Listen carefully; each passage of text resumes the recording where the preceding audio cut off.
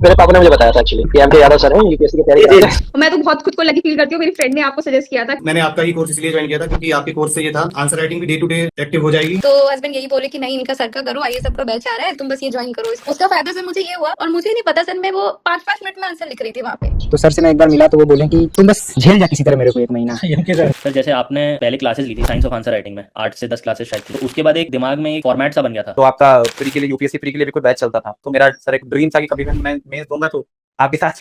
जो सिलेक्शन दिलाया वो आइए सभी था। Sir mains answer writing sir मैंने आपका कोर्स ज्वाइन किया था 2024 में। सर मेरा बेसिक मटेरियल केवल आपका था सर। लॉजिक ये तक मैं आपको पहले से जानता था, फिर मुझे एमके सर के बारे में पता चला। क्योंकि मैंने क्लासेस देखे हुए थे यूट्यूब पे। मैं आईएएस से एसोसिएटेड थी। I would say thank to the IAS team. The IAS hub नाम की कोचिंग है एमके यादव सर की। यादव सर के बारे में जानकारी मिली। मैंने आई सबसे यूपीपीसीएस प्रीमियम बैच ज्वाइन किया था। आईएएस हब आईएएस हब की वेबसाइट पर यूपीपीसीएस टॉपर्स की आंसर कॉपीज फ्री में उपलब्ध हैं। उन्हें आप हमारी वेबसाइट से डाउनलोड करके आंसर राइटिंग सीखें और अपनी रैंक सुनिश्चित करें।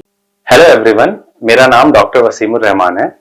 मैंने यूपीएससी की सिविल सेवा परीक्षा और बीपीएससी की कंबाइंड परीक्षा में दोनों परीक्षा में दो बार सफलता प्राप्त करी है with rank 157 and 281 in UPSC civil services examination and 138 and 326 in Bihar PCS CC. So इस वीडियो में मैं कोशिश करूंगा कि आप अगर बीपीएससी की परीक्षा की तैयारी करना चाहते हैं तो उसका क्या अप्रोच रहना चाहिए और किस तरीके से मैंने बीपीएससी की परीक्षा को क्लियर किया और क्या रिसोर्सेज हैं, क्या अप्रोच होना चाहिए, क्या हमारा कौन कौन से रिसोर्सेज हमें फॉलो करने हैं, इस पे हम चर्चा करेंगे। तो सबसे पहले इस वीडियो में हमारा फोकस रहेगा कि बीपीएससी की प्रीलिम्स परीक्षा पे मैं आपको पूरी स्ट्रैटेजी बताऊं, हमारा अप्रोच बताऊं और क्या क्या रिसोर्सेज हम फॉलो कर सकते हैं, उसके बारे में हम डिस्कस करेंगे। सबसे पहले हमें बीपीएससी की परीक्षा के बीपीएससी कंबाइंड की परीक्षा के पैटर्न के बारे में पता होना चाहिए कि इसमें प्रीलिम्स की परीक्षा होती है जिसमें सिर्फ एक सिंगल पेपर होता है प्रीलिम्स में, जिसके अंदर 150 क्वेश्चन आते हैं। और मेंस की परीक्षा होती है तो मेंस की परीक्षा में 3 ऐसे पेपर होते हैं जिसके नंबर्स जुड़ते हैं, इससे GS1 GS2 है ना, और एक ऑप्शनल होता है जिसमें आपको क्वालिफाई करना होता है एंड देन इंटरव्यू स्टेज होता है। तो ये 3 स्टेज की परीक्षा है। इस परीक्षा की पहले पड़ाव यानी कि प्रीलिम्स के बारे में हम इस वीडियो में चर्चा करेंगे और इसमें डिस्कस करते हैं कि हम कैसे हमारा अप्रोच अगर होना चाहिए, अगर हम नई तैयारी करने जा रहे हैं, खासकर वो बच्चे जो 73वीं बीपीएससी परीक्षा की तैयारी करना चाहते हैं, तो उनका क्या अप्रोच रहना चाहिए। तो सबसे पहले क्या करना है कि सबसे पहले हमें बीपीएससी के PYQ की बहुत अच्छी जानकारी होनी चाहिए। एग्जाम में कैसा क्वेश्चन पूछा जाता है, किस लेवल का क्वेश्चन पूछा जाता है, क्या पैटर्न रहता है, इसके लिए PYQ की एनालिसिस बहुत ज़रूरी है। और इसके लिए सबसे अच्छा रिसोर्स जो है वो है पूर्वालोकन, घटना चक्र का पूर्वालोकन आता है ना, तो वो हर साल अपडेट करते हैं। तो जिस भी साल आप परीक्षा दे रहे हैं तो उसके हिसाब से जो लेटेस्ट बुक आपके पास होनी चाहिए, उसमें सब्जेक्ट वाइज, उस किताब में सब्जेक्ट वाइज किस किस सब्जेक्ट से किस मेजर टॉपिक से क्वेश्चन आते हैं, उसको बहुत अच्छे तरीके से उन्होंने क्लासिफाई कर रखा है एंड उसके साथ ही उसके सॉल्यूशंस को भी उन्होंने डिस्कस कर रखा है अच्छे तरीके से, ठीक है। तो आपके पास ये किताब होना बहुत ज़रूरी है, घटना चक्र की पूर्वालोकन बीपीएससी के लिए, जिसमें आप पिछले कई वर्षों से जो भी क्वेश्चंस आते रहे हैं उसको आप उसके पैटर्न को आप देख सकते हैं, ठीक है। अब इसके बाद आपको पता होनी चाहिए कि बीपीएससी की तैयारी में कौन कौन से सब्जेक्ट की कितनी महत्वपूर्ण कौन कौन से सब्जेक्ट कितने महत्वपूर्ण है। सबसे पहले आपको ये ध्यान रखना है कि जो बीपीएससी की परीक्षा होती है इसमें यूपीएससी की परीक्षा से थोड़ा सा अलग होता है, एज इन कुछ सब्जेक्ट का जो वेटेज है वो थोड़ा सा आपको डिफरेंट देखने को मिलेगा। तो अगर आप बीपीएससी की परीक्षा दे रहे हैं तो ये जरूर इंश्योर करें कि आप पिछले कुछ वर्ष, एटलीस्ट 3-4 वर्षों की जो पेपर्स हैं उनको फुल पेपर 150 क्वेश्चन जो आते हैं उनको एक बार गो थ्रू करें, देखें। अगर आप शुरुआती तैयारी कर रहे हैं उसको एक बार देखें और आपको पता चलेगा कि 150 क्वेश्चन में क्या पैटर्न रहता है, ठीक है। उसके अंदर फिर आपको एनालिसिस पर्सपेक्टिव से बताना ये है कि किस सब्जेक्ट का कितना वेटेज है बीपीएससी की परीक्षा में, किस सब्जेक्ट का कितना वेटेज है। ये बहुत ज़रूरी है हमें ये अप्रोच करने के लिए कि हम किस सब्जेक्ट में कितनी मेहनत करेंगे और क्या जो हमारा एफर्ट्स है वो किस सब्जेक्ट पे ज़्यादा जाना चाहिए, ठीक है। तो एक एवरेज नंबर ऑफ क्वेश्चंस को डिस्कस करते हैं कि जो 150 क्वेश्चंस हैं, तो उसमें एवरेज नंबर ऑफ क्वेश्चंस अगर हम पिछले 5-7 सालों का एवरेज निकालें, ठीक है, तो उसमें एक जो बड़ा चंक है वो है हिस्ट्री का, जिसके अंदर आपको ancient, medieval and modern history, इसके कुल मिलाकर आपको रफली 28 से 30 क्वेश्चन देखने को मिलते हैं, जिसके अंदर आर्ट एंड कल्चर के भी क्वेश्चन आपको देखने को मिलेंगे, ठीक है। तो इसको हम पहले डिस्कस कर लेते हैं कि हम पूरी हिस्ट्री को कैसे अप्रोच करें, ठीक है। हिस्ट्री को अप्रोच करने के लिए जो सबसे अच्छा तरीका है, अगर आपके पास समय है, आपके पास 1 साल का समय है, तो इंश्योर करें कि आप एनसीईआरटी को एक बार गो थ्रू करें। इट इज़ नॉट नेसेसरी, मैं फिर से बताऊंगा कि नेसेसरी नहीं है एनसीईआरटी पढ़ना, लेकिन अगर आपके पास समय है, अगर आपको एकदम बेसिक से तैयारी करनी है, आप बहुत सारी चीज़ें हमने स्कूल के समय की भूल चुके होते हैं, तो उसको अगर आपको बेसिक से स्टार्ट करना है तो आप एनसीईआरटी को गो थ्रू कर सकते हैं, although it is not necessary. अगर आपको लगता है कि आपके पास दूसरे अच्छे रिसोर्सेज हैं जहाँ से आप चीज़ों को समझ सकते हैं, तो वहाँ से आप एनसीईआरटी को स्किप भी कर सकते हैं। तो सबसे पहले आपको ये करना है कि एंशिएंट और मिडीवल के लिए, है ना, अगर एनसीईआरटी जो हम पढ़ते हैं, एनसीईआरटी में एंशिएंट और मिडीवल के जो जिस क्लास में एंशिएंट और मिडीवल हिस्ट्री कवर्ड है, उसकी एनसीईआरटी आप कवर करें। और बाहर ऐसे मार्केट में एंशिएंट और मिडीवल के लिए एज सच बहुत अच्छा रिसोर्स अवेलेबल नहीं है ना। You have to rely on NCERT and जो भी, अगर आप कहीं से हेल्प ले रहे हैं, किसी कोचिंग इंस्टीट्यूट से ले रहे हैं या कोई ऐसे किसी के नोट्स हैं आपके पास, तो वो आप पढ़ सकते हैं एंशिएंट और मिडीवल के लिए। मॉडर्न के लिए, मॉडर्न हिस्ट्री में मॉडर्न हिस्ट्री का एक अच्छा चंक है, जो मतलब 15, 16, 17 क्वेश्चन आते हैं मॉडर्न हिस्ट्री से। और मॉडर्न हिस्ट्री के लिए जैसे स्पेक्ट्रम बुक है जो यूपीएससी की तैयारी करने वाले बच्चे पढ़ते हैं, तो उस स्पेक्ट्रम बुक को आप अगर आपके पास समय है तो ऑब्वियस बात है, मतलब स्पेक्ट्रम बुक को पढ़ना जरूरी है, बिकॉज उससे बहुत सारे क्वेश्चन आपको एग्जाम में देखने को मिलेंगे। एंड स्पेक्ट्रम को पढ़ना इसलिए ज़रूरी है क्योंकि स्पेक्ट्रम में आपको जो एनालिसिस मिलती है, जो थोड़ा इन डेप्थ एनालिसिस मिलती है, वो बहुत ज़रूरी हो जाती है आपको पूरी हिस्ट्री, मॉडर्न हिस्ट्री समझने के लिए। बट यहाँ पे एक रोल जो मैंने महसूस करा कि हमारे पास स्टैटिक रिसोर्सेज हैं, हमारे पास जो फर्स्ट रिसोर्स जो होता है जिससे हम तैयारी स्टार्ट करते हैं, वो हमारे पास अवेलेबल है मोरलेस हर सब्जेक्ट्स के लिए। आप पॉलिटिकल, लक्ष्मीकांत, इसके लिए स्पेक्ट्रम है हमारे पास मॉडर्न हिस्ट्री के लिए, ऐसे बहुत सारे सब्जेक्ट्स के लिए हमारे पास स्टैटिक रिसोर्सेज हैं जो मेजर रिसोर्सेज हैं। बट फिर जो मैंने कमी महसूस करी कि हर सब्जेक्ट में कुछ ऐसे नोट्स मार्केट में अवेलेबल नहीं है, या कुछ ऐसे क्रिस्प फॉर्मेट में कोई बुक्स अवेलेबल नहीं है जो हमारे जो मेजर पॉइंट्स है, जो काम के पॉइंट्स हैं, जिसमें बीपीएससी परीक्षा में आने के चांसेस ज़्यादा रहते हैं, जो कंपाइलेशंस, जो टेबल्स, जो कंटेंट है ना, जो टाइमलाइन जो ज़रूरी होते हैं हमारे बीपीएससी परीक्षा के लिए, वो कहीं ना कहीं मार्केट में मुझे ऐसा लगा कि उसकी कमी महसूस हुई across the subjects, across all subjects. I felt कि there is no one dedicated book, dedicated series, जिससे बीपीएससी की परीक्षा में जो सेकंड जब आप रिविजन करते हैं, जब आपने एक पहला जो स्टैटिक बुक है वो पढ़ा, उसके बाद जब आपको खुद से नोट्स बनाने पड़ते हैं, तो उसमें बहुत सारा समय हमारा चला जाता है ना। और फिर आप देखेंगे कि 1 साल भी उसके लिए कम पड़ जाएगा अगर हम खुद से नोट्स बनाने बैठ जाए हर सब्जेक्ट के। तो इसी कमी को देखते हुए मैंने और मेरी को-ऑथर हैं शायवी दुबे, उन्होंने भी बीपीएससी की परीक्षा को 2 बार क्लियर करा है। तो हम दोनों ने मिलकर एक आपके लिए एक सीरीज लेकर आए हैं, जिसे हमने नाम दिया है बीपीएससी प्राइम। और ये अरिहंत पब्लिकेशन जो एक बहुत ही रेप्यूटेड पब्लिकेशन है, उसके थ्रू ये बुक सीरीज पब्लिश हुई है ना। और इस बुक सीरीज में मैं आपको बताऊंगा कि कैसे आप बीपीएससी की तैयारी करते हुए इस सीरीज बुक सीरीज का आप फायदा उठा सकते हैं, इसको कैसे यूज कर सकते हैं। तो सबसे पहले मैंने जैसे बताया कि एंशिएंट और मिडीवल आप पढ़ रहे हैं, तो एंशिएंट और मिडीवल जब भी आप पढ़ रहे हैं तो आपके पास एनसीईआरटी से आपने पढ़ा, बट एनसीईआरटी में बहुत सारी ऐसी चीजें हैं जो हमारे काम के लिए नहीं होंगे, या जो आपका साइज है कंटेंट का वो ज्यादा होता है। तो उस कंटेंट के साइज को अगर हम छोटा करने बैठेंगे तो बहुत समय हमारा एक नॉर्मल एस्पिरेंट का समय बर्बाद होता है। तो उसी चीज को जब हम सेकंड रिवीजन करेंगे, जब आपके पास थोड़े बहुत कॉन्सेप्ट्स आ गए हैं, यानी कि जब आपने एंशिएंट और मिडीवल पढ़ लिया, तो उसके बाद आप इस बुक को रेफर कर सकते हैं, जो हमारी सीरीज बीपीएससी प्राइम सीरीज की एक पहली बुक है, जिसका है एंशिएंट एंड मिडीवल हिस्ट्री। तो एंशिएंट एंड मिडीवल हिस्ट्री आपको रफली 100-110 पेजेस के अराउंड में आपको ये नोट्स मिल जाएंगे।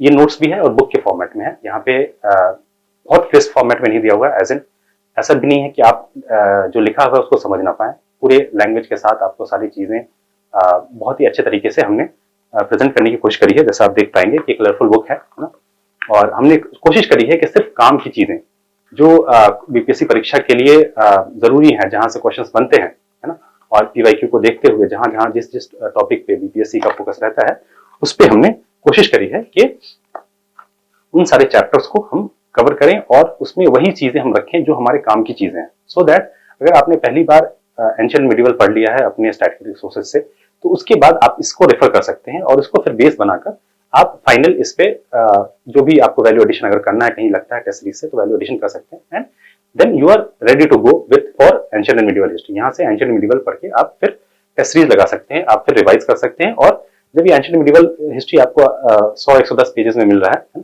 सो उसमें आप क्या है कि आपको रिविजन करने का भी अच्छा खासा आपको मौका मिलेगा। जो प्रोसेस हमें लग जाता है हम अपने खुद के नोट्स बनाने में, और खुद के नोट्स बनाने में भी दिक्कत ये हो जाती है कि हमारा समय चला जाता है और कई बार वो नोट्स कंप्लीट भी नहीं हो पाता है। तो आप ये रिसोर्स फॉलो कर सकते हैं। ये है एंशिएंट एंड मिडिवल हिस्ट्री, हमारे प्राइम सीरीज का पहली बुक, ठीक है। इसके बाद आते हैं हम सेकंड सब्जेक्ट पे, जो है मॉडर्न हिस्ट्री। तो मॉडर्न हिस्ट्री में जैसे मैंने आपको बताया कि स्पेक्ट्रम बुक बहुत अच्छी बुक है, आपको स्पेक्ट्रम पढ़नी चाहिए। स्पेक्ट्रम पढ़ने से आपके कॉन्सेप्ट्स क्लियर होते हैं, आपको पता चलता है कि स्पेक्ट्रम में मतलब पूरे मॉडर्न हिस्ट्री की पूरी टाइमलाइन आपको समझ में आती है एंड जो चीजें हैं वो डिटेल में आप पढ़ते हैं। बट फिर आप स्पेक्ट्रम एज अ बुक एक काफी मोटी हो जाती बुक हो जाती है, जिसको आप बार बार रिवाइज नहीं कर सकते। तो उसके लिए हमने ये कोशिश करी कि आपको एक ऐसा रिसोर्स दिया जाए, ऐसे नोट्स दिया जाए, ऐसा बुक दिया जाए जो स्पेक्ट्रम का आपको क्रक्स भी दे, लेकिन ऐसा भी क्रक्स हो जो आपको समझ में भी आए, जो सारी चीजों को आपको आपके सामने लेकर आए, और स्पेक्ट्रम से भी वो सारी चीजें उठाकर लेकर आऊं मैं जो बीपीएससी की प्रीलिम्स परीक्षा में बहुत इंपॉर्टेंट रोल है जिसका, ठीक है।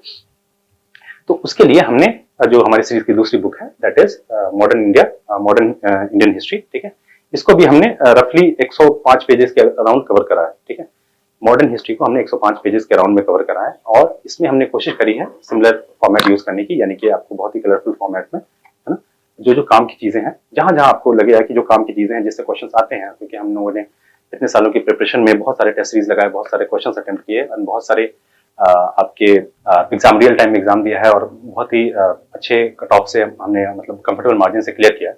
सो इसमें मैंने कोशिश करी है कि आपको वो सारी चीजें आपको दी जा सके जो बहुत ही जरूरी है एग्जाम पर्सपेक्टिव से। और अब जब आप स्पेक्ट्रम पढ़ लें तो स्पेक्ट्रम पढ़ने के बाद फिर आप इस बुक को रेफर करें, और इस बुक को रेफर करने के लिए मतलब 105 पेज है, 105 पेजेस में आपको सिर्फ वो कंटेंट मिलेगा जो सिर्फ काम की चीजें है, जो आपको जिसके क्वेश्चंस आपको डायरेक्ट एग्जाम में मिलेंगे, जिसके क्वेश्चंस आपको डायरेक्ट टेस्ट सीरीज में मिलेंगे, जो आपको हेल्प करेगा एक्चुअल रिवाइज करने में, मतलब एफिशिएंटली रिवाइज करने में। आप 100 पेजेस के नोट्स हैं, ये बुक है, इसको आप बहुत ही एफिशिएंटली रिवाइज कर सकते हैं। तो अगर आप इसमें देखेंगे तो इसमें बहुत सारे मतलब शुरू के एंड में हमने ये कोशिश करी है कि जो मेन स्ट्रीम मूवमेंट चल रहा था, फ्रीडम स्ट्रगल चल रहा था, उसको हमने कवर करा। एंड देन बाद में बहुत सारे कंपाइलेशंस दे रखे हैं, है ना। जैसे कंपाइलेशंस में आपको जैसे मैं बताऊं, एक बहुत ही इंपॉर्टेंट कंपाइलेशन है इसमें वाइसरॉयज का।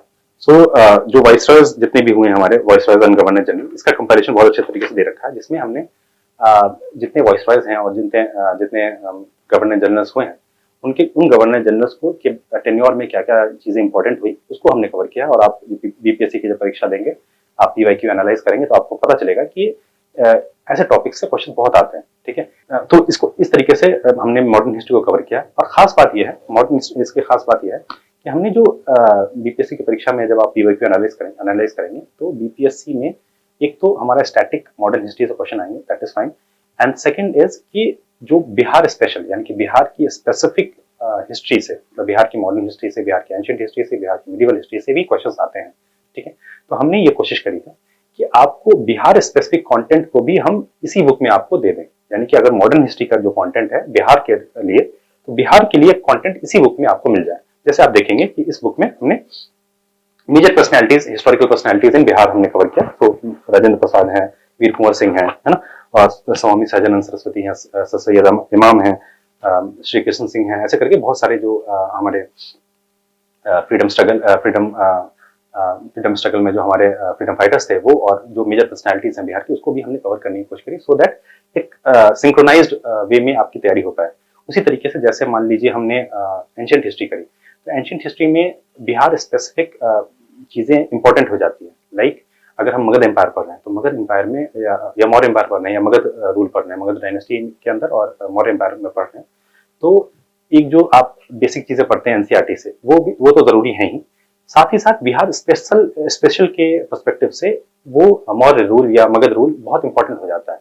उसको हमें डिटेल में करने की जरूरत है ना। तो वो चीज डिटेल में हमने कवर करने की कोशिश करी ताकि आपका एक सिंक्रोनाइजेशन बना रहे, आप बिहार स्पेशल इसी के साथ पैरेलली आपको देखने को मिलेगा। तो इस तरीके से आप हिस्ट्री को आप कवर कर सकते हैं। एंड जब आप ये बुक ले लेंगे तो इस बुक से मतलब आप 100-110 पेजेस हैं, 110 पेजेस में आपको वो सब्जेक्ट कवर हो जाएगा। उसको आप बार बार रिवाइज करें, इजी है, रिवाइज करना आसान होगा।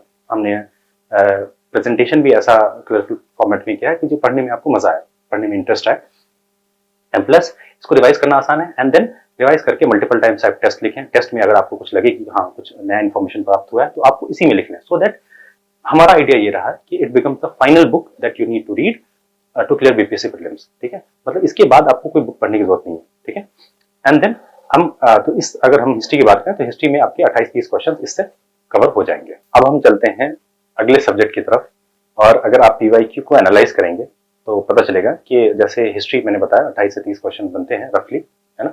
और अगला जो सब्जेक्ट है वो है साइंस। ठीक है, तो साइंस में बीपीएससी की परीक्षा के हिसाब से साइंस में आपको रफली 28 से 30 क्वेश्चन भी देखने को मिलते हैं, है ना। तो साइंस एक मेजर सब्जेक्ट है बीपीएससी की परीक्षा के लिए। और यहाँ पे जो साइंस है, साइंस और टेक्नोलॉजी जो हम पढ़ते हैं यूपीएससी की परीक्षा के लिए, तो वहाँ पे टेक्नोलॉजी पे ज्यादा फोकस रहता है। बट बीपीएससी की परीक्षा में जनरल साइंस पे क्वेश्चन ज्यादा आते हैं, यानी कि जो स्टैटिक फिजिक्स हैं, केमिस्ट्री है, बायोलॉजी है, तो उसमें क्वेश्चंस बहुत सारे पूछे जाते हैं। एंड आपको बताया मैंने कि 28 से 30 क्वेश्चन एवरेज आपको 150 क्वेश्चन में देखने को मिलेंगे। तो एक मेजर एस्पेक्ट है, मेजर सब्जेक्ट है आपके बीपीएससी प्रीलिम्स के लिए। ठीक है, तो साइंस को हम कैसे अप्रोच करें। ठीक है, साइंस में एज सच हमारे पास जो पढ़ने के लिए किताबें हैं वो हमारे पास एनसीईआरटीज ही हैं। अदरवाइज मार्केट में आपको कोई ऐसा सिंगल रिसोर्स नहीं मिलेगा, है ना। या तो साइंस आपको मिलेगा जो बहुत ज्यादा डीप में चले जाते हैं, बहुत इन डेप्थ कवर करने लगते हैं बहुत सारी किताबें, और जिसका जो आउटपुट रेशियो है वो अच्छा नहीं है। दूसरी चीज ये है कि बाकी जो एनसीईआरटीज है हमारे पास, तो एनसीईआरटीज में हमें खुद ढूंढना पड़ता है कि कौन सी चीज हमारे काम की है, कौन सी चीज बीपीएससी की परीक्षा के लिए इंपॉर्टेंट है। अगर आप साइंस उठाएंगे 11th-12th की साइंस या 9th-10th की साइंस, तो थोड़ी बहुत आपको बहुत सारी ऐसी चीजें डिटेल्स में मिल जाएंगी जिसको कवर करना काफी एक समय मतलब कठिनाई आती है उसमें। ठीक है, सो साइंस के लिए अभी भी अनफॉर्चुनेटली आपके पास एक सिंगल रिसोर्स नहीं है। ठीक है, अगर साइंस में आपको बैकग्राउंड साइंस का नहीं रहा है, सो आई वुड सजेस्ट कि आप किसी भी एक मतलब मेंटोर की या किसी टीचर की हेल्प जरूर लें, ताकि आपको साइंस के कॉन्सेप्ट आपको क्लियर हो, समझ में आए। ठीक है, और जहां तक रिसोर्स की बात है, तो रिसोर्स में आप एनसीईआरटीज को गो थ्रू कर सकते हैं, बट देन आई वुड से कि एनसीईआरटीज में बहुत सारी चीजें हैं, बहुत सारे साइंस में बहुत सारे ऐसे कॉन्सेप्ट हैं जिसका बीपीएससी में काम नहीं है, या बीपीएससी में वो चीजें यूजुअली नहीं पूछी जाती हैं। ठीक है, तो इस प्रॉब्लम को सॉल्व करने के लिए फिर हमने साइंस की किताब ली, है ना। और साइंस के में हमने कवर किया जनरल साइंस को। ठीक है, सो जनरल साइंस आपको ये देखने को मिल जाएगी, रफली 150 पेज की बुक है। ठीक है, सो इसमें हमने फिजिक्स, केमिस्ट्री और बायोलॉजी, इन तीनों को हमने कवर करने की कोशिश करी है। और इसमें हमने सिर्फ वही चीजें रखी हैं, अगेन वही अप्रोच को फॉलो करते हुए, जहाँ पे हमारे पास कंटेंट वही कंटेंट हो जो एग्जाम में पूछे जाते हैं, वो फोकस एरियाज हो जो एग्जाम में पूछे जाते हैं, उस चीज को हमने फिजिक्स, केमिस्ट्री, बायोलॉजी में कवर करने की कोशिश करी। अगर फिजिक्स में पढ़ने जाएंगे तो आपको बहुत सारी चीजें डिटेल्स में पढ़नी होती हैं, बट बीपीएससी के अगर पीवाईक्यू को आप एनालाइज करेंगे देन आपको पता चलेगा कुछ एरियाज हैं जहाँ पे बीपीएससी का फोकस ज्यादा रहता है, कुछ एरियाज हैं जहाँ से बीपीएससी क्वेश्चन और पूछता रहता है। कहीं पे बहुत सारे एरियाज हैं जो आपकी बुक में होंगे, लेकिन बीपीएससी मतलब अब जो आपके एनसीईआरटीज में है, बट बीपीएससी वहां से क्वेश्चन नहीं पूछता। तो इन चीजों को ध्यान रखते हुए हमने ये साइंस की किताब लिखी है। ठीक है, इसी सीरीज की ये तीसरी बुक है साइंस। अब साइंस में हमने फिजिक्स, केमिस्ट्री, बायोलॉजी तीनों को हमने कवर करने की कोशिश करी, है ना। तो जैसे अब मेजरिंग इंस्ट्रूमेंट्स हैं, तो मेजरिंग इंस्ट्रूमेंट्स पूछे जाते हैं, है ना। बीपीएससी की परीक्षा में मेजरिंग इंस्ट्रूमेंट्स पूछे जाते हैं, फिजिक्स के पर्सपेक्टिव से आपको पता होनी चाहिए। ठीक है, उसके बाद मोशन, लॉज ऑफ मोशन। तो अगर आप एनसीईआरटीज पढ़ेंगे तो बहुत सारे मतलब उसमें न्यूमेरिकल्स आ जाते हैं और बहुत सारी चीजें कवर करने को होती हैं। बट जो बीपीएससी जिस पे फोकस रहता है, बीपीएससी का फोकस रहता है यूजुअली कॉन्सेप्ट्स पे। कि मोशन से रिलेटेड कॉन्सेप्ट्स क्या हैं, और एक आध दो फॉर्मूलाज हैं जो पता होने चाहिए बीपीएससी परीक्षा के लिए, क्योंकि उस फॉर्मूला को यूज करके क्वेश्चन पूछे गए हैं, तो उसको हमने इंक्लूड करने की कोशिश करी है। ठीक है, उसी तरीके से बहुत सारे ऐसे चैप्टर्स हैं जहाँ पे क्वेश्चन पूछे जाते हैं, है ना, और वहां पे हमने उसको उतना ही कवर करने की कोशिश करी है जितना हमारे काम की है ना, जितनी चीजें हमारे काम की हैं उतनी ही चीजें हमने कवर करने की कोशिश करी। ठीक है, जैसे ऑप्टिक्स है, ऑप्टिक्स एक चैप्टर है फिजिक्स में, तो उसमें अगर आप एनसीईआरटीज पढ़ेंगे तो बहुत डिटेल में कवर कर रहा है ना, बहुत ज्यादा डिटेल में और बहुत सारे लेयर्स में आपको कॉन्सेप्ट मिलेंगे, है ना। बट अगर आप बीपीएससी की परीक्षा देखेंगे, बीपीएससी की परीक्षा में मेजर फोकस रहता है, मतलब जो चाहे वो कॉन्केव मिरर है, कॉन्वेक्स मिरर है ना, उसका इमेज कहाँ बन रहा है थोड़ा बहुत वो, एंड प्लस यूजेस कहाँ है, कहाँ उसका एप्लीकेशन है, तो उस पर फोकस रहता है बीपीएससी परीक्षा। तो वो उस एरिया को हमने ज्यादा वेटेज दिया, उसको ज्यादा कवर करने की कोशिश करी। ठीक है, तो इस तरीके से फिजिक्स को हमने कवर करा, है ना, और फिजिक्स में इलेक्ट्रिसिटी हो गया, और न्यूक्लियर फिजिक्स से भी क्वेश्चन बहुत आते हैं बीपीएससी परीक्षा में, तो उसको भी हमने कवर करने की कोशिश करी। इसी तरीके से केमिस्ट्री, तो केमिस्ट्री में भी अगर आप एनसीईआरटीज पढ़ेंगे तो एनसीईआरटीज में दिक्कत यह है कि एनसीईआरटीज केमिस्ट्री एट टाइम बहुत मुश्किल लगने लगती है ना। अगर आप 9th-10th से ऊपर भी जाएंगे तो एनसीईआरटीज की केमिस्ट्री काफी मुश्किल हो जाती है। ठीक है, बट फिर वो हमारे काम की नहीं है, जो चीजें बहुत डिटेल्स में है एनसीईआरटीज में उतने हमारे काम की नहीं है, उतने बीपीएससी उतने डिटेल्स में नहीं पूछता है। बीपीएससी केमिस्ट्री वगैरह से अगर आप पूछेंगे तो मोस्टली फैक्चुअल चीजें पूछता है। ठीक है, सो उन फैक्चुअल एस्पेक्ट को हमने कवर करा है, और साथ में साथ जहां भी कॉन्सेप्ट्स है, ठीक है, एसिड बेस एंड सॉल्ट्स का क्या कॉन्सेप्ट है, मेटल नॉन मेटल का क्या कॉन्सेप्ट है ना, फिर क्या कहते हैं, इसमें हमने ये सब भी कवर करा कि पीरियोडिक टेबल से कुछ क्वेश्चन आते हैं, फिजिकल केमिकल चेन से क्वेश्चन आते हैं। ठीक है, इसको सोल्यूशन क्या होते हैं, कोलॉइड क्या होते हैं, इनको कवर करने की कोशिश करिए। ठीक है, और मिनरल्स एंड अलॉयज एक बहुत इंपॉर्टेंट चैप्टर है ना, इसको इसकी हमने अच्छी कंपाइलेशंस बनाई हैं, जहाँ पे कौन से मिनरल्स कौन से मिनरल से हम क्या एक्सट्रैक्ट करते हैं, ठीक है, या फिर क्या कौन से ओर से हम क्या एक्सट्रैक्ट करते हैं, एंड प्लस अलॉयज कौन कौन से फेमस अलॉयज होते हैं, तो उनको कवर करने की कोशिश करें, क्योंकि because these are very factual things, we have to remember them, है ना। तो हमने उसको उतना ही वेटेज दिया, क्योंकि वो चीज़ें बहुत पूछी जाती हैं, बहुत फ्रिक्वेंटली पूछी जाती हैं, तो केमिस्ट्री को हमने ऐसे मतलब ऐसे कवर करने की कोशिश करी। और फिर तो अगर आप देखेंगे बीपीएससी की परीक्षा का मतलब 30 क्वेश्चन का अगर ब्रेकअप देखेंगे तो मोस्टली इसमें जो बायोलॉजी का वेटेज है, बायोलॉजी का वेटेज आपको 50, 55%, 60% आपको बायोलॉजी देखने को मिलता है, बाकी फिर फिजिक्स केमिस्ट्री होता है। ठीक है, सो 15-16 क्वेश्चन बायोलॉजी से आते हैं, तो बायोलॉजी को हमने फिर ज्यादा वेटेज दिया है अपनी किताब में भी, क्योंकि हमें पता है कि बायोलॉजी से बहुत सारे ऐसे चैप्टर्स हैं जिससे क्वेश्चन आते हैं, चाहे वो जेनेटिक्स हो, चाहे वो आपके जितने भी सिस्टम्स हैं, है ना, मतलब फिजियोलॉजी के जितने भी ह्यूमन फिजियोलॉजी के जितने भी चैप्टर्स बनते हैं, डाइजेस्टिव सिस्टम, रेस्पिरेटरी, सर्कुलेटरी, ये सारे सिस्टम जितने भी हैं, उसमें फिर हमने बहुत कॉम्प्लेक्स करने की कोशिश नहीं करी, हमने वही चीज बताने की कोशिश करी है जो आपके एग्जाम में इंपॉर्टेंट है, जहां से क्वेश्चन बनते हैं, है ना।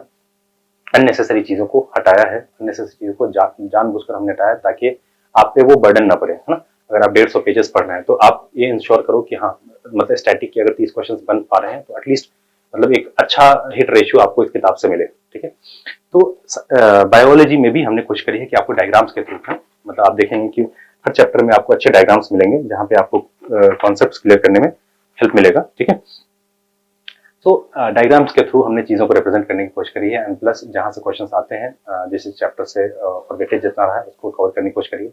तीसरा है प्लांट फिजियोलॉजी। ठीक है, प्लांट फिजियोलॉजी के क्वेश्चंस मतलब अगर आप ऐसे दूसरे रिसोर्सेज से पढ़ने जाएं, है ना, साइंस में किसी और रिसोर्स को पकड़ें, लूसेंट वगैरह पकड़ें, बहुत डिटेल में चले जाते हैं, but then analysing PYQs you come to know कि प्लांट फिजियोलॉजी में भी कुछ चीजें हैं जो इंपॉर्टेंट है, कुछ चीजें हमें रखनी पड़ती हैं, तो वो उसका हमने टेबल बना के दिया आपको, सो दैट आपको एक जगह कंपाइलेशन मिल जाए, आप उस टेबल को पढ़ें, बार बार पढ़ें, बार बार रिवाइज करें, एंड देन वो रिकॉल आपको अच्छा हो। ठीक है, फिर कुछ डिजीजेस हैं, डिजीज पे काफी क्वेश्चन पूछता है बीपीएससी, है ना, तो उन डिजीजेस का कंपाइलेशन मैंने आपको दिया ताकि आपको लॉजिकली समझ में आए कि अच्छा बैक्टीरियल डिजीज ये होती है, वायरल डिजीज ये होती है, या अगर ऑर्गन सिस्टम बेस्ड डिजीज है कि भाई डाइजेस्टिव सिस्टम के रिलेटेड कौन कौन से डिजीज हैं, या रेस्पिरेटरी सिस्टम से रिलेटेड कौन कौन से डिजीजेज हैं, तो उनको आप समझ पाएं।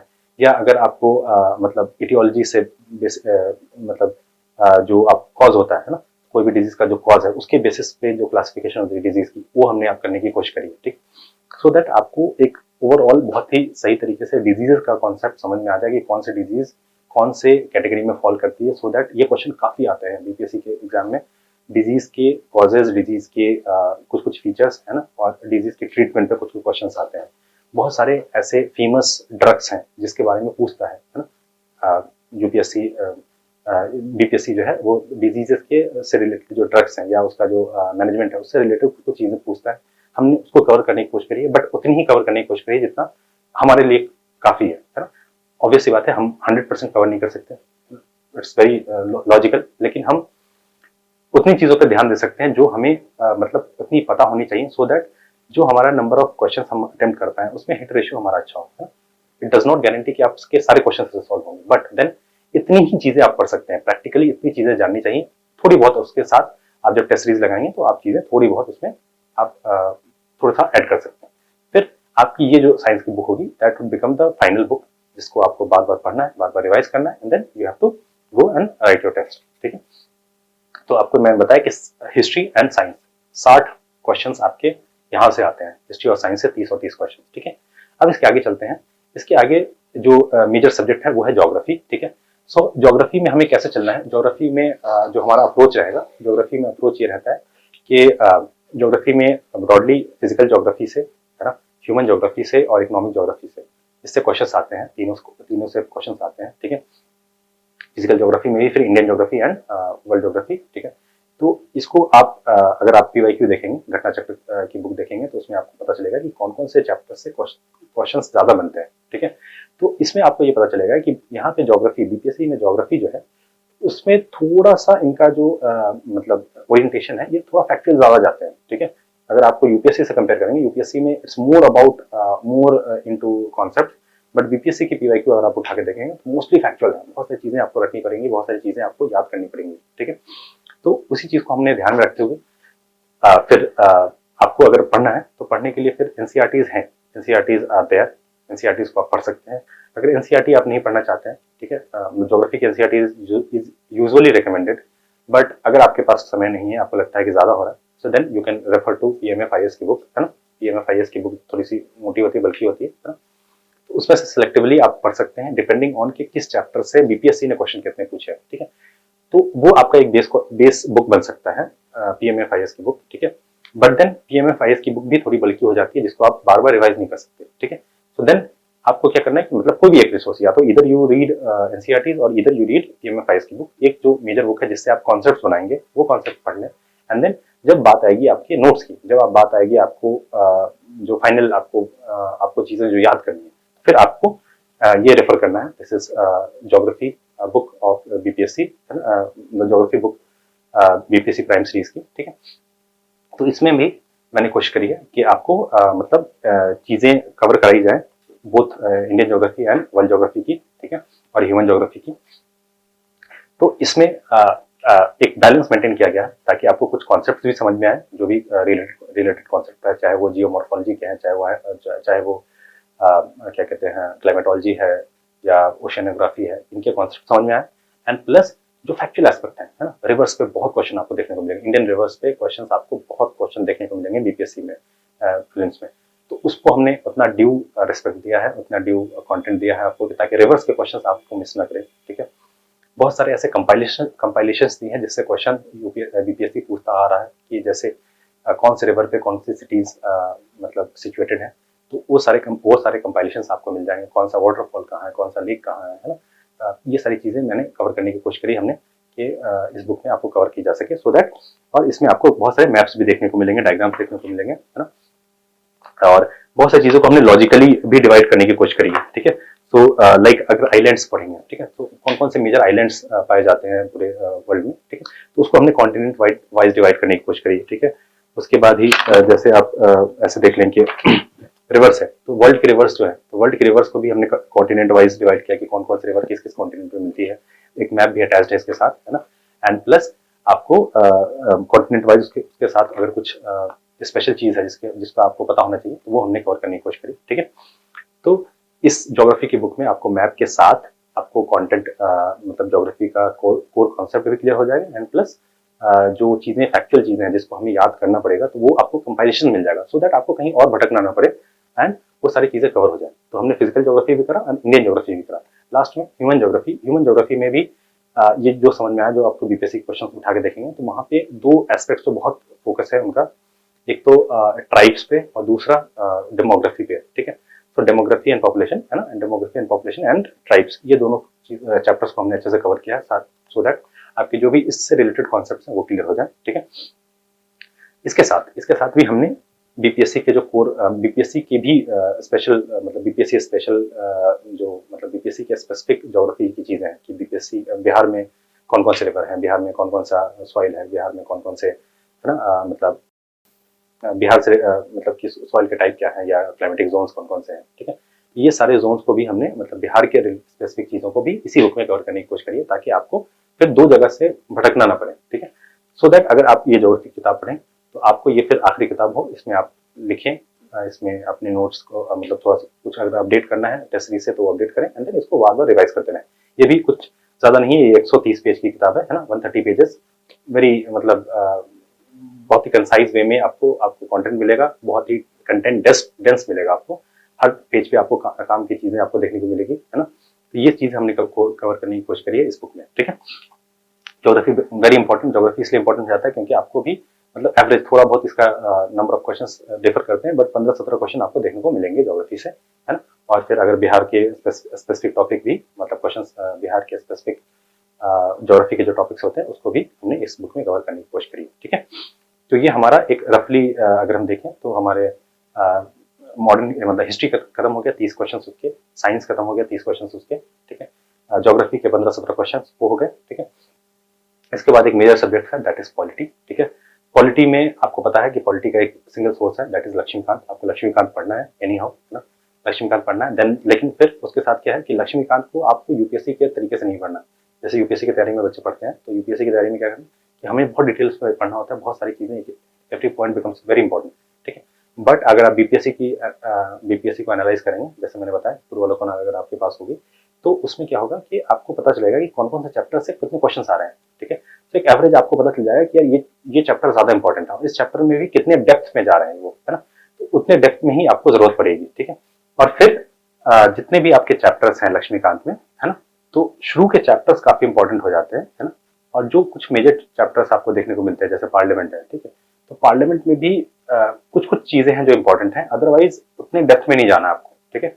तो ये इसकी समझ कैसे डेवलप होगी, इसकी समझ डेवलप होगी आपको पीवाईक्यू को एनालाइज करके, ठीक है। पूर्वावलोकन के अगर क्वेश्चंस आप देखेंगे तो उसको एनालाइज करके आपको आइडिया लगेगा कि कितने डेप्थ में जरूरत है, ठीक है। But then again Laxmikanth is a bulky book, आप उसको मल्टीपल टाइम्स रिवाइज करना बिकम्स वेरी वेरी डिफिकल्ट, ठीक है।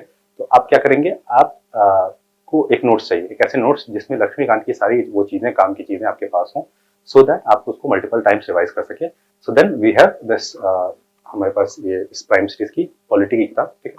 पॉलिटी की किताब इसमें क्या होगा, ये पॉलिटी की किताब में आपको क्या मिलेगा, लक्ष्मीकांत की वो सारी चीजें, पॉलिटी के पर्सपेक्टिव से वो सारी चीजें जो आपको काम की चीजें जो बीपीएससी पूछता है, जिस टॉपिक्स पे बीपीएससी का फोकस रहा है, उन सारे टॉपिक्स को हमने कवर करने की कोशिश करी है। एंड प्लस इसमें बिहार स्पेसिफिक चीजें जो पॉलिटी के पर्सपेक्टिव से है ना, जैसे बिहार स्पेशल में आपको पता होना चाहिए लिस्ट ऑफ गवर्नर्स, पहले गवर्नर कौन थे, पहले इंडियन गवर्नर कौन रहे हैं, ठीक है, करंट गवर्नर कौन, इनसे पहले कौन है ना। टेन्योर भी पूछा जाता है, इनका रफली टेन्योर क्या था, लिस्ट ऑफ चीफ मिनिस्टर्स पूछे जाते हैं, डिवीजन एडमिनिस्ट्रेटिव डिविजन कौन कौन से हैं, किसके अंदर कौन से डिस्ट्रिक्ट्स आती हैं, बहुत सारे डिस्ट्रिक्ट्स के डिस्ट्रिक्ट हेडक्वार्टर के नाम पूछे जाते हैं, है ना। तो वो सारी चीजें हमने इस बुक में कवर करने की कोशिश करी है, सो दैट जो पॉलिटी के पर्सपेक्टिव से, पॉलिटी एंड एडमिनिस्ट्रेशन पर्सपेक्टिव से जो क्वेश्चंस बीपीएससी में फोकस रहता है, जिन क्वेश्चंस पे, वो आप कवर कर सकें, ठीक है। और इसको भी हमने नॉन मतलब बिना किसी मतलब बहुत ज्यादा डिटेल्स में जाकर या बहुत ज्यादा क्या कहते हैं बल्कि ना बनाकर, हमें सिर्फ काम की चीजें जो हमें लगता है कि हाँ जिससे क्वेश्चंस आने के चांसेस हैं, जो चीजें हमें ब्रॉडली पता होनी चाहिए, जिसके बेसिस पर क्वेश्चंस हम अटेम्प्ट कर सकते हैं, उन्हीं चीजों को हमने कवर करने की कोशिश करी है। एंड बिहार के टॉपिक्स को भी हमने कवर करने की कोशिश करी है। एंड इट रफली इज 115 पेजेस, ओके। तो 115 पेजेस में आपको पॉलिटी की सारी चीजें कवर करने को मतलब आपको देखने को मिलेगा। एंड ऑल्सो इसमें एक खास बात यह है कि एक चैप्टर होता है जिससे कहते हैं historical evolution of the constitution, ठीक, यानी कि जो हमारा कॉन्स्टिट्यूशन बना तो ब्रिटिश टाइम में कौन कौन से एक्ट्स आए जिसका इन्फ्लुएंस धीरे धीरे हमारे कॉन्स्टिट्यूशन पे पड़ा, ठीक है। तो ये आपको देखने को मिलेगा कि ये मॉडर्न हिस्ट्री में भी हम पढ़ते हैं ये टॉपिक, ठीक है। एंड पॉलिटी की किताब में भी हमें ये टॉपिक देखने को मिलता है, बट देन आई रियलाइज कि ये वाले टॉपिक हमारे पास एक जगह पे होने चाहिए, है ना, और वो थोड़े से डिटेल्स में होने चाहिए ताकि कोई भी क्वेश्चंस उससे रिलेटेड आए बीपीएससी में या आते रहे तो उनको आप कवर कर पाएं और एक जगह से पढ़ें, ठीक है। तो मैंने वो historical evolution of the constitution उसको हमने पॉलिटी की किताब में कवर करने की कोशिश करी, सो दैट आप उसके हिस्टोरिकल बैकग्राउंड को भी यहीं पे समझे साथ में, और साथ ही साथ जो फीचर्स थे उस एक्ट के, उस फीचर्स को भी आप अच्छे तरीके से एक जगह पढ़ें और उसी तरीके से रिवाइज कर पाएं। तो रफली पॉलिटी के 15 से 14-15 क्वेश्चन तो देखने को मिलते हैं बीपीएससी की परीक्षा में, एंड ब्रॉडली कॉन्सेप्चुअल होते हैं, बहुत ज्यादा मतलब पॉलिटी क्वेश्चंस कॉन्सेप्चुअल होते हैं, तो वो थोड़ा सा फोकस है ना। प्लस कुछ कुछ आर्टिकल्स, जो मेजर आर्टिकल्स आपको पता होने चाहिए, वो भी हमने एक लिस्ट के थ्रू हमने कवर करने की कोशिश करी, सो दैट आपको एक ब्रॉड आइडिया रहे कि पॉलिटी के बुक में मतलब पॉलिटी के सब्जेक्ट में आपको क्या क्या चीजें बहुत जरूरी हैं पता होनी, ठीक है। सो हमने ये पॉलिटी के 14-15 क्वेश्चंस जो आते हैं रफली, उसको हमने कवर करने की कोशिश करी। इस बुक से आपको वही करना है कि लक्ष्मीकांत आपने पढ़ा, and then you have to if you get this book, तो उसमें आप फिर इससे मल्टीपल टाइम्स रिवाइज करें। अगर टेस्ट सीरीज करना है, टेस्ट में अगर जो भी वैल्यू एडिशन आपको लगता है तो उसको वहीं पे साथ ही साथ कर लें, एंड देन इसी बुक जो 115 पेजेस है इसी को बार बार रिवाइज करें, ठीक है। सो वो 14-15 क्वेश्चन आपके कवर हो जाएंगे, ठीक है। देन जो अगला कुछ कुछ ये है, मतलब ये छोटे सब्जेक्ट्स हैं जो जो यूपीएससी में इन जनरल तो बहुत पूछे जाते हैं, बट बीपीएससी में उतना उनका इम्पैक्ट नहीं है या उतना रोल नहीं है, ठीक है। One is economy. इकोनॉमी में यूपीएससी में बहुत डिटेल्स में क्वेश्चन पूछे जाते हैं, and economy is a major subject in UPSC, but not in BPSC. BPSC में इकोनॉमी के आपको मेजर कॉन्सेप्ट्स बस पता होने चाहिए, ठीक है, कि मॉनेटरी पॉलिसी क्या होती है, फिस्कल पॉलिसी क्या होती है, कुछ जो टर्म्स होते हैं, है ना, फाइनेंशियल मार्केट के, है ना, वो कुछ टर्म्स पता होने चाहिए, मनी से रिलेटेड कुछ कॉन्सेप्ट्स पता होने चाहिए, ठीक है। एंड डेवलपमेंट से रिलेटेड, इकोनॉमिक डेवलपमेंट से रिलेटेड बहुत सारी चीजें हैं कि 5 ईयर प्लान क्या था, किस 5 ईयर प्लान में क्या आया। जैसे 5 year plan is a very important topic for BPSC, है ना, तो 5 ईयर प्लान के बारे में पता होने चाहिए, ठीक है। उसके बाद इकोनॉमी में आपको कुछ कुछ इंडेक्स हैं तो उनके बारे में पता होना चाहिए, सीपीआई, डब्ल्यूपीआई, है ना, इसके बारे में पता होना चाहिए, ठीक है, कौन किसको इसका बेस ईयर कितना है और ये है, तो इन सारी चीज़ों को कवर करना है। अब इसमें क्या है कि जब इकोनॉमी की चीज़ें आप पढ़ते हो, ठीक है, तो इकोनॉमी के लिए जो भी रिसोर्स आप फॉलो करते हैं, तो उसमें क्या है कि इकोनॉमी बहुत डिटेल्स में चले जाते हैं, उतनी डिटेल्स की जरूरत नहीं है। ऑल्दो क्वेश्चंस कितने आते हैं बीपीएससी में, रफली 8, 9, 10 क्वेश्चन तो देखने को मिलेंगे आपको economy, but the point is कि इकोनॉमी के क्वेश्चन मोस्टली थोड़ा करंट अफेयर्स के ओरिएंटेड होते हैं, बजट से क्वेश्चन आता है, इकोनॉमिक सर्वे से क्वेश्चन आता है, जो आपको ऑलरेडी करंट अफेयर्स में कवर हो रहा है। स्टैटिक चीजें जो हमें पढ़नी है तो वो आप इस बुक से पढ़ सकते हैं, इकोनॉमी की जो बुक है, ठीक है। इसमें आपको रफली मतलब ज्यादा नहीं इसमें पेजेस हैं, मतलब 40 से 45 पेजेस में आप इकोनॉमी को कवर कर सकते हैं, ठीक है। 40-45 पेजेस में, 45 पेजेस के अंदर आपको इकोनॉमी के मेजर कोर कॉन्सेप्ट जिसको पूछे जाने की प्रोबेबिलिटी रहती है, जो पीवाईक्यू में आ रखे हैं, उनको कवर किया हमने। एंड प्लस ताकि आप जब करंट अफेयर्स पढ़ें, जब आप बजट को पढ़ें, बजट के चीजों को एनालाइज करें, then you are able to understand those terms, and then फिर आप क्वेश्चन अटेम्प्ट कर पाएं, ठीक है। तो इकोनॉमी के लिए बहुत ज्यादा परेशान होने की जरूरत नहीं है। इकोनॉमी में आप फोकस रखिए कि आपको कोर कॉन्सेप्ट पता होने चाहिए, एंड देन जो करंट अफेयर्स में चल रहा है, जो बजट में चल रहा है, एंड जो इकोनॉमिक सर्वे में जो आया है, वो सारी चीजें बस आप कर ले, तो वो 8-10 क्वेश्चन उससे कवर हो जाते हैं, ठीक है। इसके साथ ही इसी बुक में हमने इकोनॉमिक ज्योग्राफी को भी इसी में इंक्लूड करा है, बिकॉज इकोनॉमिक ज्योग्राफी में हम एग्रीकल्चर के बारे में पढ़ रहे हैं, इंडस्ट्रीज के बारे में पढ़ रहे हैं, माइंस मिनरल्स के बारे में पढ़ रहे हैं, ठीक है। तो इसको हमने इसी बुक में कवर करना है, और कुछ कुछ जो मेजर स्कीम्स है उसको कवर करा है, ठीक है। इंडस्ट्रियल लोकेशंस कौन कौन सी इंडस्ट्रीज कहाँ पाई जाती है ना, सर्विस सेक्टर है, मतलब अलग अलग सेक्टर्स हैं, है ना, टूरिज्म सेक्टर है, मतलब आईटी सेक्टर है, तो इनके बारे में जो थोड़ी इन्फॉर्मेशन है ज्योग्राफी के पर्सपेक्टिव से, उसको इसी पे बुक में कवर करने की कोशिश करिए। बट स्टिल इस पूरे दोनों को मिलाकर ये अराउंड 90 पेजेस की बुक है, नॉट मच, सिर्फ काम की चीजें हैं। आपको बस पीवाईक्यू को जब एनालाइज करेंगे तो वो सारी चीजें आपको इसमें देखने को मिलेंगी, और सिर्फ उन्हीं सारी चीजों को आपको फोकस करना है, रिवाइज करना है, and you are good to go for economy, ठीक है। उसके बाद जैसे मैंने बताया कि हिस्ट्री में 30 क्वेश्चन, 28-30 क्वेश्चन आते हैं। तो जैसे art and culture is a separate subject आपको देखने को मिलता है, किसमें मतलब यूपीएससी में आप बच्चे पढ़ते हैं आर्ट एंड कल्चर को एक बहुत ही डिटेल्स में, नितिन सिंघानिया को डिटेल में पढ़ते हैं, but then when you realise in BPSC art and culture बहुत छोटा सेगमेंट है, आर्ट एंड कल्चर के इतने क्वेश्चन आते ही नहीं है, ठीक है। कुछ क्वेश्चन पूछे गए हैं, आप पीवाईक्यू एनालाइज करेंगे, आर्ट एंड कल्चर के कुछ क्वेश्चन पूछे गए, तो ब्रॉडली हमें आर्ट एंड कल्चर के बारे में थोड़ा सा आइडिया होना चाहिए। So you not need to go to read Nitin Singhania पढ़ेंगे, आपका टाइम वेस्ट होगा, ठीक है। सो इसी को हमने कवर करने के लिए एक तो आर्ट एंड कल्चर, सब बेसिक बेसिक चीजें जो हमें बस एक एक एस्पिरेंट को पता होनी चाहिए, है ना। टेम्पल आर्किटेक्चर क्या है, किसने कौन सा लिटरेचर लिखा है ना, थोड़ी बहुत। और भक्तिज्म सूफिज्म को हमने तो ऑलरेडी एंशिएंट एंड मिडिवल में कर लिया है, ठीक है। तो जो बेसिक बेसिक चीजें बची हैं, है ना, डांस है, लिटरेचर है, पेंटिंग्स है ना, थोड़ी बहुत जो टेम्पल आर्किटेक्चर है एंड इंडो इस्लामिक आर्किटेक्चर है, तो इनके बारे में जो ब्रॉड ब्रॉड चीजें हैं वो बस हमने कवर करने की कोशिश करी। बिकॉज बीपीएससी में उतना ही आता है, उससे ज्यादा आप पढ़ेंगे आप अपना टाइम वेस्ट करेंगे। बिकॉज अगर आप नितिन सिंघानिया पढ़ने जा रहे हैं, Nitin Singhania is a book for UPSC prelims, ठीक है। यूपीएससी में थोड़ी डिटेल्स में पूछे जाते हैं, बट बीपीएससी में इतनी डिटेल्स में नहीं पूछे जाते। एंड प्लस अगर आर्ट एंड कल्चर से क्वेश्चन आ रहा है तो mostly they are oriented to current affairs में वो चीजें आपको देखने को मिलेंगी, ठीक है। तो इसमें भी आपको क्या करना है कि बहुत ज्यादा आपको मतलब 25-30 पेजेस में हमने इसको कवर करने की कोशिश करी है। जो हमारा आर्ट एंड कल्चर आपको 30 पेजेस के अंदर में खत्म हो जाएगा। साथ ही साथ एनवायरमेंट क्या है, एनवायरमेंट भी एक तरीके से मेजर सब्जेक्ट है यूपीएससी में, बट यहाँ नहीं आता। यहाँ बीपीएससी में एनवायरमेंट बहुत कम क्वेश्चन आते हैं, ठीक है। सो एनवायरमेंट के क्वेश्चन, जो क्वेश्चन आ भी रहे हैं वो करंट अफेयर से रिलेटेड है, तो ठीक है।